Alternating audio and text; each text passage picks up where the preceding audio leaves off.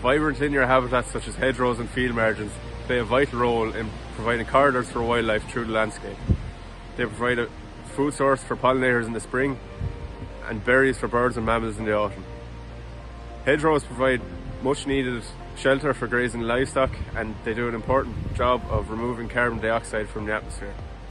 Glanbia Ireland has achieved our Operation Biodiversity target of planting 100,000 native trees and hedge plants along with our farm family suppliers a year ahead of schedule.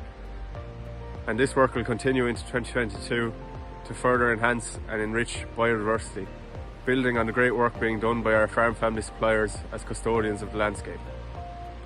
Preserving and maintaining hedgerows will be key to climate action, as they do an important job, which is removing carbon dioxide from the atmosphere and storing it in dense vegetation and stable soils.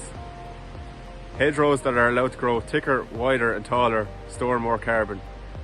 Under the Wildlife Act, hedgerow cutting is prohibited during the bird nesting season, and the hedge cutting season will continue until the 28th of February.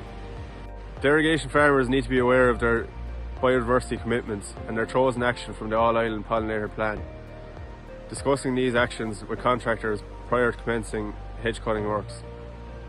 These options include leaving at least one mature thorn tree or sapling every 300 metres in the hedgerow, or cutting hedges on a 3-year rotational cycle, cutting no more than 1/3 of hedgerows in any given year on farm in this scenario. Hedgerows have been designated as landscape features since 2009, and if you are considering removing hedgerows and the created field is greater than 5 hectares, or you are considering removing more than 500 metres in a 5-year period, you need to reply to the Department of Agriculture for permission under the Environmental Impact Assessment Regulations.